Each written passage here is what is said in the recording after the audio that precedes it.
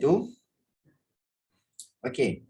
So kalau kita lihat di sini, bagi menangani, okey, cikgu minta kamu untuk jawab soalan nombor 2 sebenarnya ya.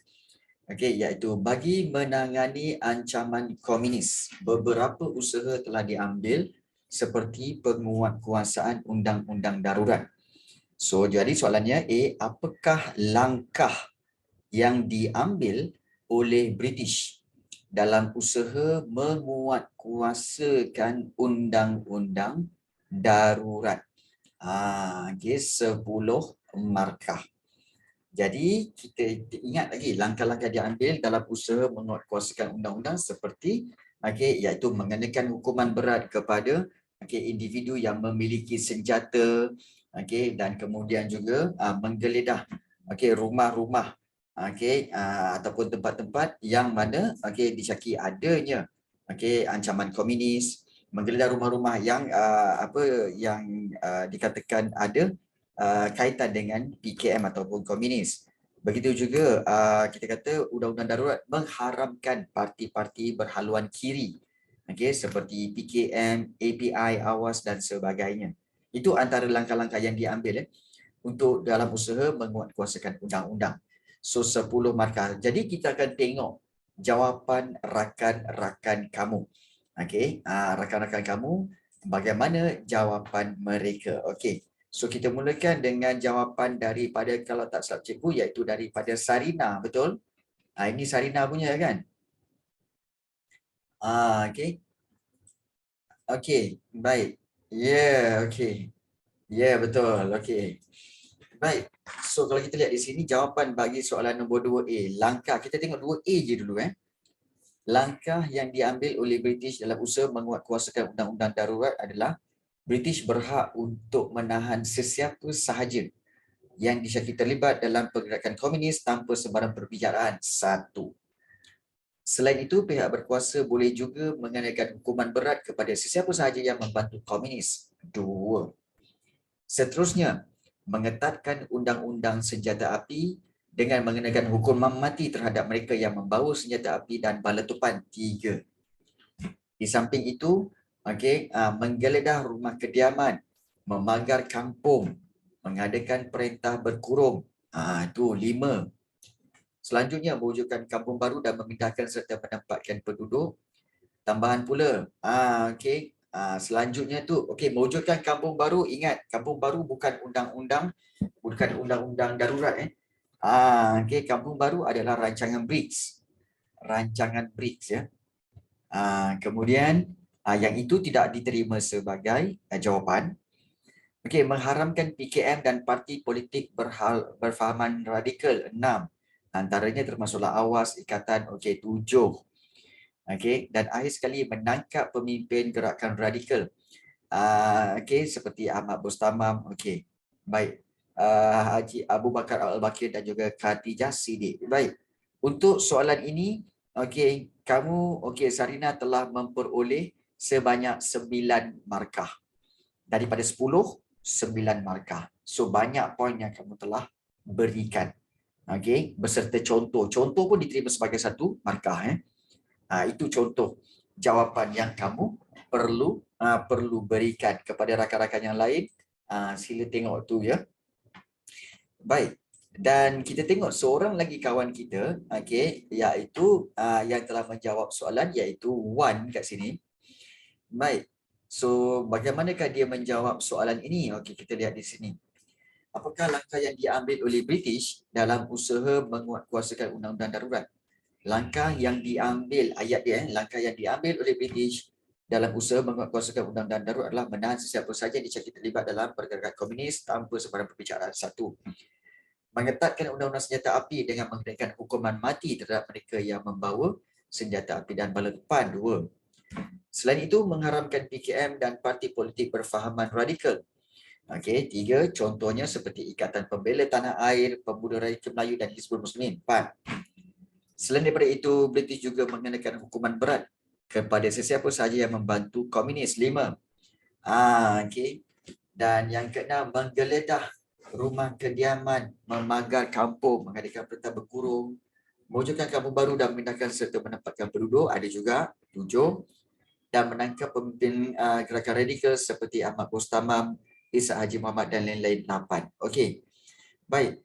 8 markah yang kamu peroleh Iwan. Cuma ayat itu kamu tidak mulakan dengan baik. Semakin ke bawah tu semakin kamu letakkan poin tanpa ada penanda wacana, tanpa ada ayat yang proper. Okey, harus diingat, mulakan membina ayat jawapan dengan seterusnya. Tindakan British adalah, seterusnya British telah melakukan apa? Seterusnya, tindakan British seterusnya ialah macam tu. So proper sikit. Jangan terus point titik point. Jangan macam tu. Dia tak cantik. Ya. Okey. Namun begitu, kita kata itulah poin-poin yang penting untuk soalan 2A. Baik, untuk pelajar yang tak dapat soalan ini lagi, sebenarnya soalan ini ada dalam nota. Nota iaitu nota bab yang ke-6 ni, kan cikgu ada berikan nota yang ini. Okey, nota yang kita bincangkan iaitu nota yang ini kan. Nota kesan zaman darurat apa semua yang kita dah bincangkan apa semua, ini nota-nota dia. Dan di bahagian belakang sekali tu ada soalan-soalannya. Di bahagian belakang sekali ada soalan-soalannya. So, ini adalah soalan-soalan esei yang kita bincangkan. Ya, baik. So, ini adalah untuk menjawab soalan 2A. So, ramai yang telah berjaya menjawab soalan itu, bagus. Baik. Soalan 2B. Kita teruskan kepada soalan 2B. Mengapa British mempercepatkan kemerdekaan tanah Melayu? 6 markah. 6 markah. Mengapa? Maknanya berikan sebab-sebab. Kenapa British nak mempercepatkan kemerdekaan tanah Melayu? So, banyak sebab. Supaya dapat menangani sebagai salah satu usaha untuk menangani ancaman komunis. Supaya dapat, lagi satu iaitu supaya dapat mengelakkan tanah Melayu daripada menjadi Republik Komunis Malaya. Banyak lagi ya. Kemudian sebagai dasar dekolonisasi dan sebagainya lah. So kita tengok jawapan rakan kamu. Bagaimana mereka menjawab soalan untuk soalan yang B ini. So kalau kita tengok soalan yang B dan jawapan kawan kamu yang pertama, kita lihat. B. British mempercepatkan kemerdekaan tanah Melayu untuk melemahkan pengaruh komunis. 1. Dengan kemerdekaan, PKN tidak mempunyai alasan untuk meneruskan perjuangannya. 2. Selain itu, perpaduan penduduk yang berbelang kaum dapat menewaskan komunis. Dengan dapat menewaskan komunis, perpaduan dengan perubahan jawatan kuasa hubungan antar kaum. 4. Seterusnya, kemenangan Parti Perikatan dalam pilihan raya umum 1955 menunjukkan bahawa rakyat berbelang kaum boleh bersatu. 5. Macam tak cukup 1 je. Nak bagi 6, tapi kamu beri 5. So, tak cukup. Tak cukup 1. Jadi, boleh beri 1 lagi ya. Untuk jawapan bagi yang B itu. Baik. So, bagaimana dengan rakan kamu? Yang seterusnya. Bagaimana rakan kamu yang lain menjawab soalan? So kalau kita lihat. Satu lagi. Jawapan daripada rakan kamu. Mengapakah British mempercepat kemerdekaan tanah Melayu? Baik.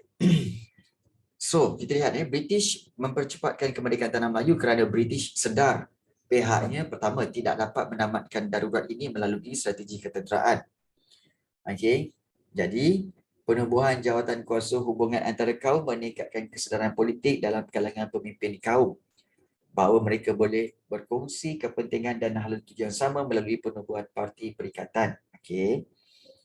Kemenangan Parti Perikatan dalam pilihan raya umum 1955 memberi keyakinan kepada pihak British bahawa Persekutuan Tanah Melayu dapat menewaskan komunis melalui perpaduan penduduk yang berbilang kaum. Jadi kesannya PKN tidak mempunyai alasan untuk meneruskan perjuangannya. Berapa markah kat sini cikgu? British mempercepatkan kemerdekaan tanah Melayu kerana British sedar pihaknya tidak dapat menamatkan darurat ini melalui strategi ketenteraan.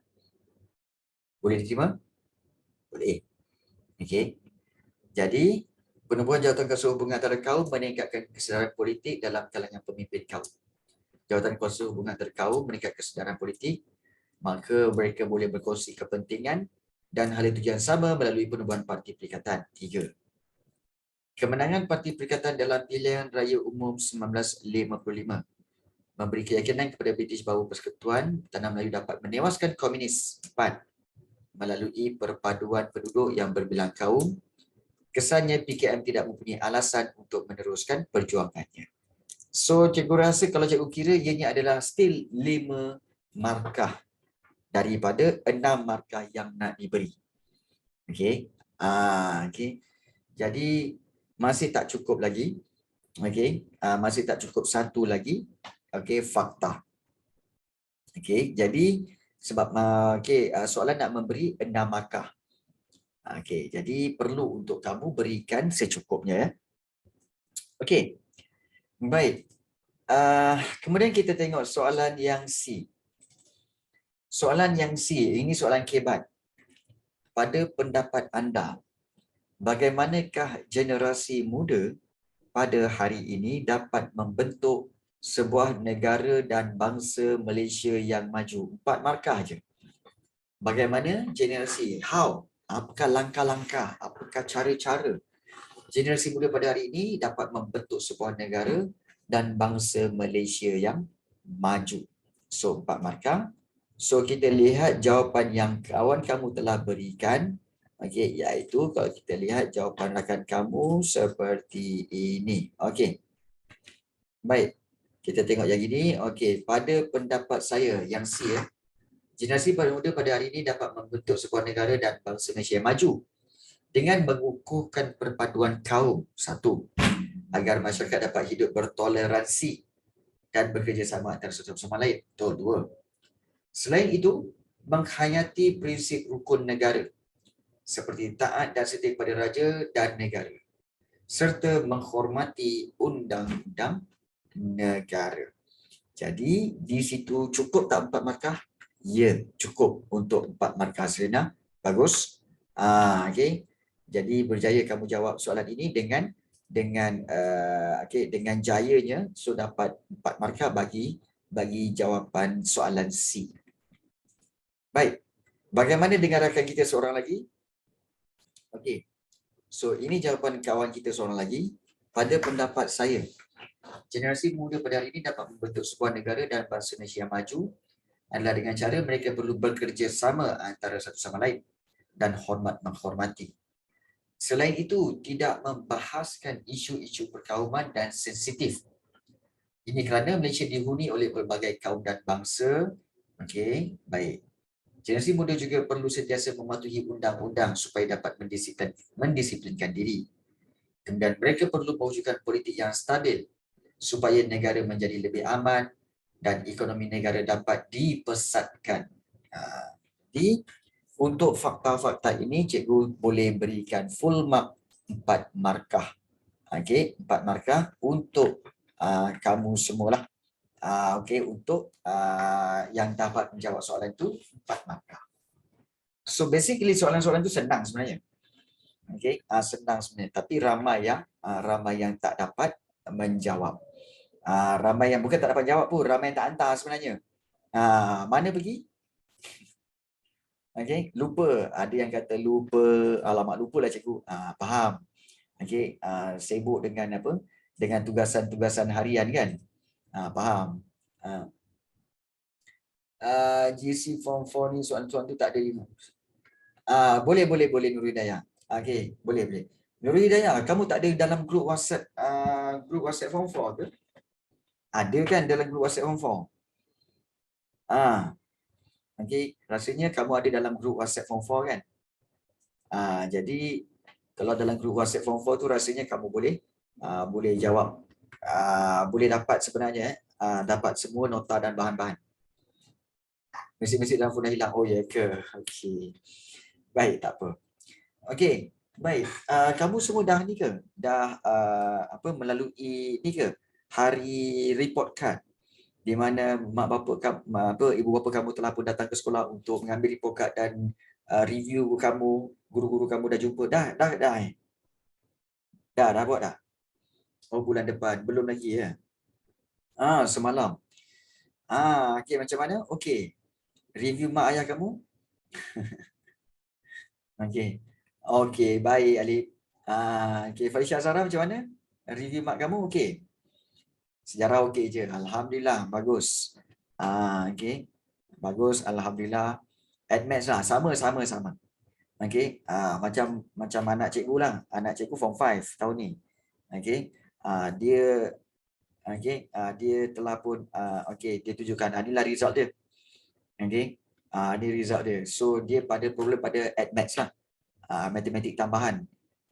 Okey, Admaths dia. So yang lain tu okey lah. Okey. So Admaths dia yang problem, matematik tambahan C+, so mungkin perlukan banyak latihan lah. Okey. Jadi itulah yang berlaku. Okey. Jadi ini masa pagi tadi ya. Anak cikgu punya apa result diambil. So inilah reviewnya. Okey, alhamdulillah keputusan yang okey lah. Cemerlang lah. Okey, tak ada masalah. Okey. So okey. So dia pun ada ambil bahasa Jerman, bio, bagai apa semua. Nah, ini peringkat ini dia form 5. Dia ambil bahasa Jerman. Dia ambil bahasa Jerman. Okay. So ini keputusan yang diambil pagi tadi lah. Keputusan yang terbaru. So alhamdulillah. Tapi dia memang sejarah memang tak ada masalah lah. Sejarah memang tak ada masalah. Betul lah. So okay. So macam ni punya result pun dapat nombor 9 dalam kelas ke? Dia sekolah menengah sains Kuala Selangor, Haras. Sekolah menengah sains Kuala Selangor. Okay. Jadi dia punya competition sangat tinggi. Okay, sangat tinggi. Okay. Jadi keputusan macam tu pun nombor 9 dalam kelas dan nombor 23. Ya, nombor 23 dalam keseluruhan tingkatan. Ya. Jadi untungnya kamu kerana persaingan kamu tak sehebat mereka. So sebenarnya kamu banyak advantage di mana persaingan itu tidak berlaku seperti itu. Diorang punya persaingan sangat tinggi. Okay, sangat tinggi. Jadi macam cikgu sendiri, sebenarnya cikgu banyak membantu anak cikgu dalam sejarah di mana dia tak perlu belajar pun. Cuma dia belajar dan kemudian mana yang dia tak faham, dia akan berbual dengan cikgu dalam kereta. Dalam kereta dia akan tanya, cik, macam mana ni ya? Macam mana boleh jadi macam ni? Dia bincang dalam kereta. So, cikgu pun bagi bincang macam kawan-kawan bincang dalam kereta. Macam ni, dia macam ni. So, macam tu. Itu je.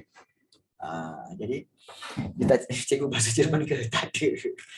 Sebab anak cikgu ni memang dia plan nak pergi Jerman lah. Okay, dia nak pergi Jerman pada tahun depan ataupun tahun yang satu untuk menyambung ke engineering. Okay, insyaAllah. Okay. So, kalau dia pergi Jerman, mungkin cikgu pun akan ikut. So, kita akan buat kelas online daripada Jerman lah. Tak ingat. Okay. Okay.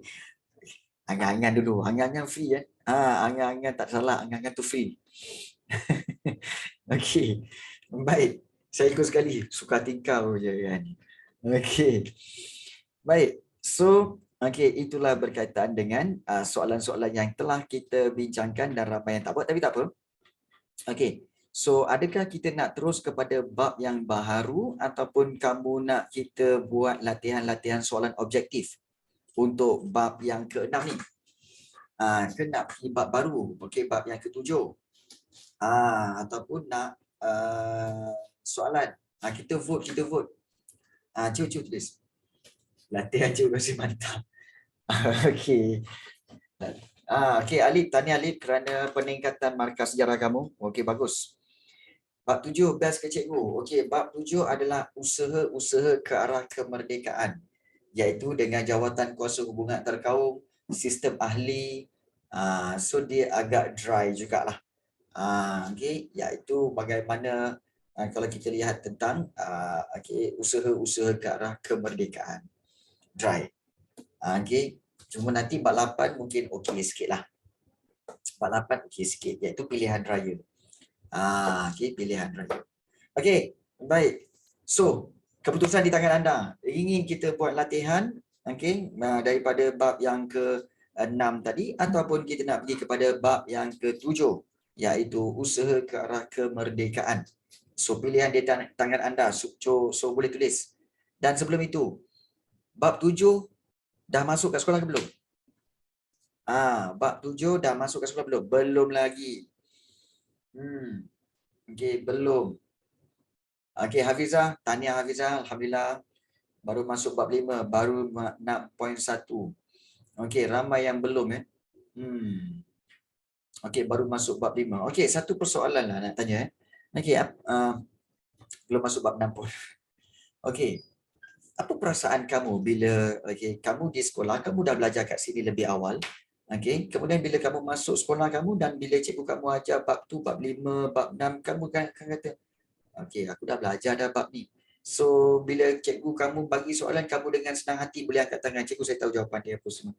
So, apa perasaan kamu dengan keadaan seperti itu? Adakah ianya menyeronokkan? Senang faham dan cepat faham je. Saya bangga.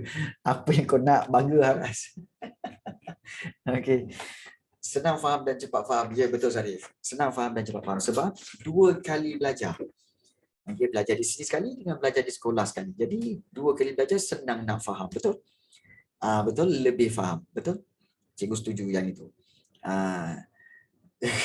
Member semua blur, saya seorang semangat. Alamak, lain macam.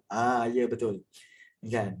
Dan dia akan memberi satu persepsi yang lain tau. Bila kawan-kawan kamu semua akan pandang kamu, sejak bila kau ni minat sejarah pula ni? Kan? Sebelum ni tak pernah pun kan? Saya pun ajak kawan je. Oh ya ke? Itu yang kita nak. Itu yang kita nak. Perubahan yang mana bila kamu ajar, kamu akan rasa macam, wish, best pula. Aku boleh ajar kawan aku rupanya. Jadi inilah yang kita kata sebagai perubahan. Daripada kita tak minat kepada kita minat. Dan kita mampu untuk untuk meningkatkan kualiti diri kita dan orang akan nampak kita macam ush, itu Muhammad tu kan, hebat tu belajar sejarah tu. Dia merujuk pada kamu, apa-apa pun rujuk pada kamu. Cuba tanya Alif, cuba tanya Sarina. Kan, jadi kita rasa macam kan. Jadi itu satu perasaan yang lain tau, perasaan yang macam berbunga-bunga, rasa macam kan. Kita malas nak tunjuk-tunjuk tapi macam okey lah aku jawab lah. Gitu kan. Jadi, seronok sebenarnya. Menimbulkan perasaan yang seronok sebenarnya. Kan? Aku malah nak tunjuk. Kan? Janganlah tunjuk aku je kan. Bagi kat orang lain. Contoh. Okey, baik. Okey. Baik, so since ramai yang kata mungkin takut lama-lama di bab yang ke-6, mungkin eloknya kita masuk kepada bab yang ke-7 lah kot. Iaitu berkaitan dengan usaha-usaha ke arah kemerdekaan. Apakah usaha-usaha ke arah kemerdekaan itu? Dan kita masih lagi akan gunakan buku teks sebagai rujukan utama kita untuk bab yang ke-7, iaitu berkaitan dengan usaha ke arah kemerdekaan. Sebenarnya jom kita tengok bab ni Baik. Bab ni bab 7. Usaha ke arah kemerdekaan. Nama usaha ke arah kemerdekaan. Tapi nak merdeka tu kena lalu bab 7, bab 8, bab 9, bab 10 baru belajar tentang merdeka. Maknanya bab 7 kita dah tak ada usaha ke arah kemerdekaan. Ingatkan bab 8 merdeka? Tak lagi. Bab 8 pilihan raya. Lepas pilihan raya mungkin bab 9 merdeka? Tak lagi. Rupanya bab 9 baru cerita pasal Perlembagaan Persekutuan 1957. Kemudian barulah bab 10 belajar tentang Pemasyhuran Kemerdekaan. Maknanya nak menunjukkan apa tahu? Betapa susahnya nak dapat mereka. Susah nak dapat mereka. Kan? Jadi ini yang kita nak pelajari tentang daripada bab yang ke-7. Tentang usaha-usaha ke arah kemerdekaan. Okey.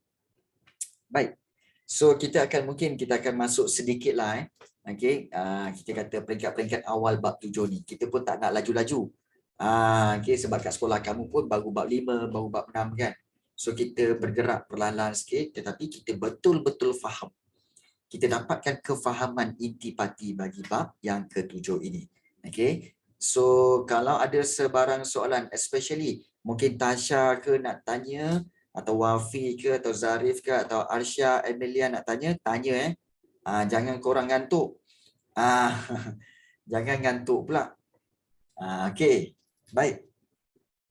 So kita lihat tentang usaha ke arah kemerdekaan. Sebenar-benarnya usaha ke arah kemerdekaan ni bermula dengan kesedaran politik selepas Perang Dunia Kedua. Yang mencetuskan aspirasi rakyat untuk mencapai kemerdekaan. Kenapa cikgu? Sebenarnya kamu kena tahu bahawa negara kita telah dijajah hampir 446 tahun. 400 tahun. 446 tahun dijajah sejak daripada 1511 oleh Portugis, kemudian Belanda, kemudian British, kemudian Jepun, kemudian British. 446 tahun. Sebenarnya rakyat negara kita dah tak ada hati, dah tak percaya bahawa boleh ke kita merdeka. Sampai mempersoalkan diri. Kita takkan, sampai bila-bilalah kita takkan dapat lawan Belanda. Sampai bila-bilalah kita takkan dapat lawan British. Dia orang lagi besar. Kita ni, kita jadi hamba je lah jawabnya. Tak ada kepercayaan tu. Tak ada. Tetapi apabila Perang Dunia Kedua yang kita belajar semasa bab yang ketiga dulu, apabila British berjaya dikalahkan oleh Jepun, barulah rakyat negara kita ni nampak bahawa rupa-rupanya British pun boleh kena halau dengan Jepun. Kemudian apabila Jepun melakukan keganasan dan akhirnya Jepun kalah, menyerah diri. Rupa-rupanya Jepun yang hebat yang mengalahkan British juga boleh kalah Di situ menimbulkan kesedaran bahawa sebenarnya kita ni boleh sebenarnya ni. Selama ni kita tak percaya yang kita boleh merdeka. Selamanya lah kita di bawah penjajahan. Tapi bila berlaku kekalahan-kekalahan di pihak penjajah, baru kepercayaan itu datang. Iyalah, kita boleh merdeka lah. Kita boleh merdeka. Jadi bermulalah usaha-usaha menambah keyakinan kemerdekaan tersebut. Jadi kita lihat bagaimana usaha-usaha ini dilakukan oleh penduduk tempatan untuk mencapai kemerdekaan. Dan usaha negara merdeka ini dicetuskan oleh pelbagai golongan untuk membentuk negara yang berdaulat. Dan usaha mencapai kemerdekaan dilakukan bagi memenuhi.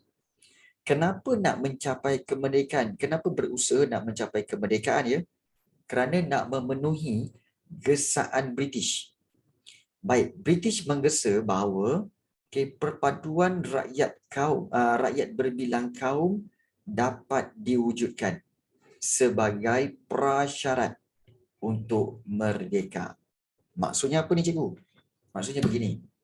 British kata, kamu tanah Melayu nak merdeka. Nak merdeka boleh. Tapi dengan satu syarat. Buktikan kepada British bahawa kamu semua penduduk berbilang kaum ini boleh bersatu. Kalau tak bersatu, tak payah cerita pasal mereka lah. Buktikan kepada British, anda semua orang iaitu kaum Melayu, Cina, India boleh bersatu padu. Dan kita akan pertimbangkan. Jadi, sebab itu, bila British dah bagi syarat itu, iaitu kena membentuk perpaduan dulu sebelum mereka. Sebab itu ditubuhkan Jawatan Kuasa Hubungan Antara Kaum, CLC.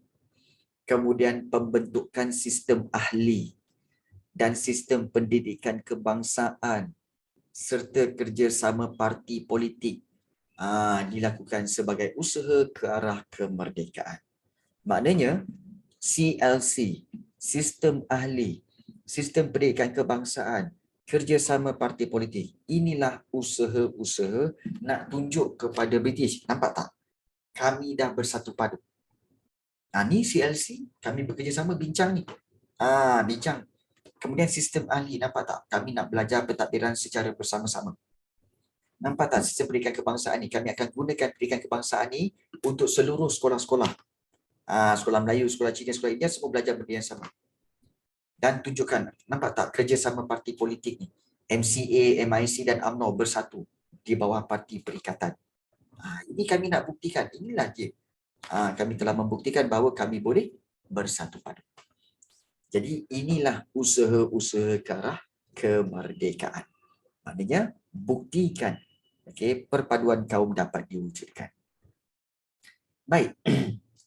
So kalau kita lihat bermula pada tahun antaranya seperti usaha-usaha kemerdekaan telah dijalankan seperti PKMM, Putra M, CJA, kemudian ada sistem ahli, UMNO pun terlibat, begitu juga dengan CLC, kemudian IMP, PAS serta sistem ahli, laporan BANS dan juga laporan FENWU, itu dalam pendidikan. Ini antara perkara-perkara yang kita kata sebagai usaha ke arah perpaduan kaum bagi mencapai kemerdekaan. Baik. So kita lihat dulu, bila usaha ke arah kemerdekaan, kita nak tengok dulu idea daripada mana idea diorang ni nak merdeka ni. Daripada mana diorang dapat idea merdeka. Itu kita kena tahu dulu. Kan, takkanlah tiba-tiba je, tiba-tiba dapat pencerahan.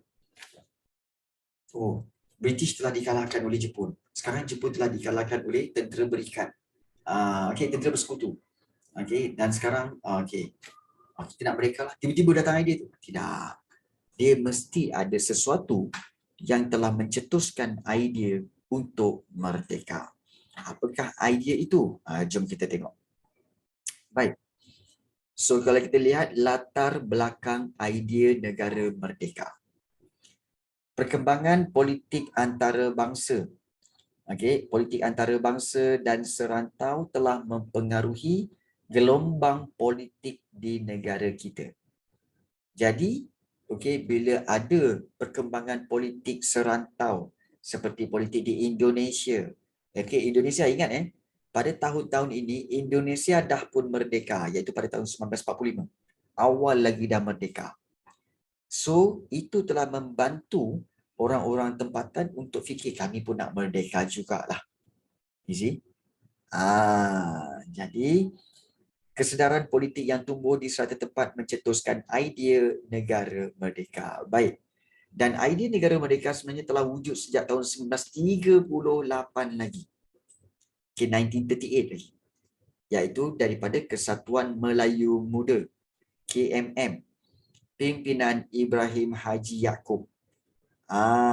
Dan Ibrahim Haji Yaakob memperjuangkan, kita nak merdeka. Back to 1938 lagi, dah cakap.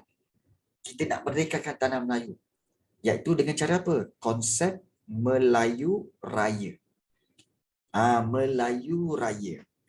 Apa itu Melayu Raya? Melayu yang besar. Dan idea ini adalah kenapa nak diwujudkan Melayu Raya? Iaitu merujuk kepada penyatuan bangsa dan dunia Melayu berdasarkan persamaan daerah, darah, kebudayaan dan bahasa yang menjadi satu rumpun yang sama, iaitu Melayu. Maknanya ideanya apa? Ideanya adalah untuk menubuhkan Melayu Raya, iaitu tanah Melayu bergabung dengan Indonesia, bergabung dengan Singapura, bergabung dengan Brunei, dan juga Sabah dan Sarawak. Semua itu bergabung menjadi Melayu Raya. Itu idea KMM. Melayu yang besar. Kenapa nak digabungkan semua ini? Sebab ada persamaan. Semua kawasan ini menggunakan bahasa Melayu sebagai bahasa utama. Jadi sebab itu nak tubuhkan sebuah negara dipanggil Melayu Raya. Konsep Melayu Raya. Tetapi kita tahu bahawa selepas KMM diharamkan Bilakah KMM diharamkan? Siapa boleh bagi tahu? Bilakah KMM diharamkan? Siapa tahu? Jepun? Tidak. KMM diharamkan semasa bab yang ke-6, iaitu semasa undang-undang darurat. Ingat lagi tak undang-undang darurat?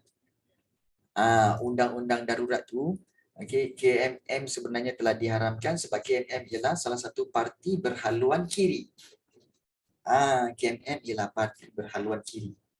So bila KMM diharamkan, maka idea Melayu Raya terus diperjuangkan oleh KRIS, Kesatuan Rakyat Indonesia Semenanjung, dan PKMM, Parti Kebangsaan Melayu Malaya, juga telah meneruskan perjuangan idea Melayu Raya. But sekali lagi, PKMM juga telah pun diharamkan semasa undang-undang darurat. Tak boleh juga proceed dengan idea Melayu Raya. So PKMM 1945, Parti Kebangsaan Melayu Malaya, PKMM, dipimpin oleh Dr. Burhanuddin Al-Halmi, Ishak Haji Muhammad dan juga Ahmad Bostamam. Parti ini menetapkan matlamat politik untuk apa? Menanamkan semangat kebangsaan dan bekerja sama dengan kaum lain bagi membentuk perpaduan. Dan PKMM memperjuangkan kemerdekaan juga melalui konsep Melayu Raya, dan melalui slogan Merdeka. Merdeka, PKMM berhasrat mendaulatkan hak rakyat dalam politik, ekonomi, agama, sosial dan kebudayaan. Itu bila 1945. Ya, 1945. Back then, KMM bermula sejak 1938 lagi. Dah ada idea untuk Melayu Raya, nak merdeka. Namun idea tinggal idea lah. Baik. 1946, banyak parti. Banyak parti. Seperti API. 1946 iaitu Angkatan Pemuda Insaf. API dia ada dua, Angkatan Pemuda Insaf API. Kemudian Angkatan Wanita Sedar Awas. Yang kelakarnya Pemuda Insaf, Wanita Sedar. Wanita kena sedar bahawa pemuda selalu insaf. Baik. Angkatan Pemuda Insaf API dipimpin oleh Ahmad Bostamam. Pertubuhan ini memperjuangkan idea idea negara merdeka yang menekankan pemerintahan demokrasi dan dasar ekonomi yang mengutamakan rakyat serta keadilan sosial. Risalah Testament Politik API diterbitkan pada bulan Disember 1946 dengan slogan Merdeka dengan Darah. Take note benda ni. Keras ni. Merdeka dengan darah. Menyeru perjuangan mencapai kemerdekaan bangsa dan tanah air ini biarlah dengan jalan terbuka secara lembut. Tapi kenapa dengan darah? Namun begitu, jika perjuangan ini akan diteruskan melalui kekerasan jika terpaksa. Pendekatan dan imej yang radikal ini, yang agresif ini, inilah yang menyebabkan API diharamkan oleh British. Kerana apa? Kerana pendekatan dan imej yang radikal, yang agresif, menyebabkan ianya. Sekejap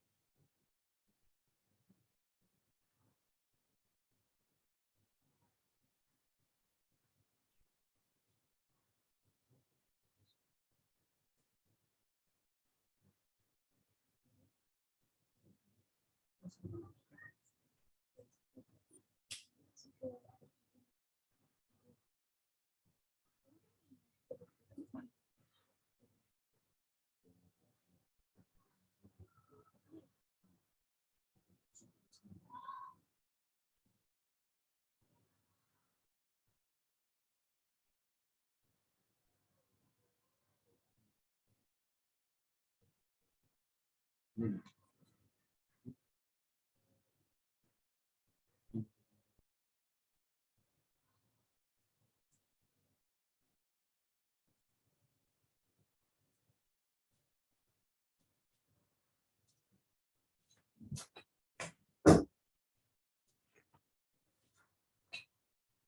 Okey, sorry.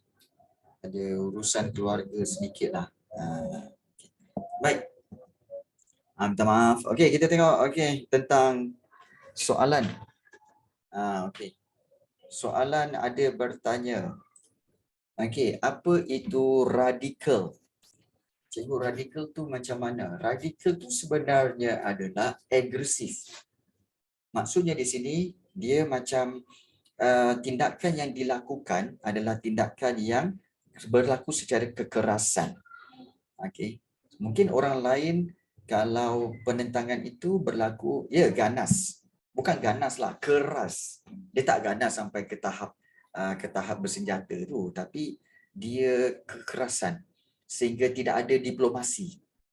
Jadi kalau yang lembut tu adalah cara yang mana bawa berbincang, berdiplomasi, kemudian menerangkan satu persatu.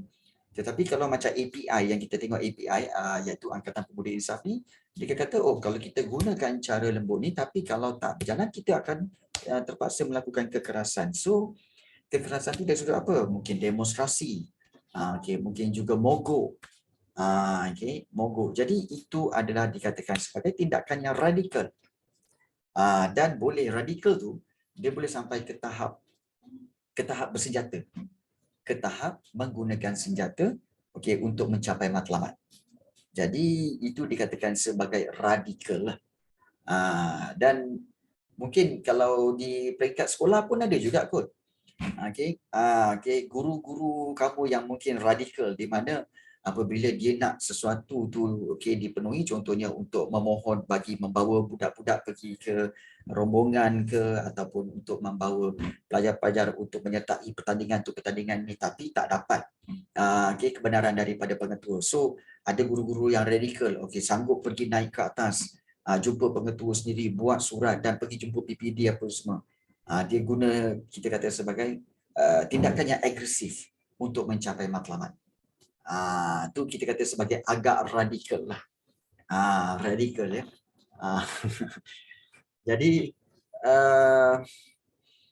sebab itu kalau kita lihat parti-parti atau pertubuhan seperti API, AWAS, PKMM dan juga Parti Komunis Malaya dikategorikan sebagai radikal. Iaitu parti-parti yang kita kata agresif, dan juga boleh melakukan sehingga ke tindakan bersenjata untuk mencapai matlamat. Boleh macam tu. Baik. Uh,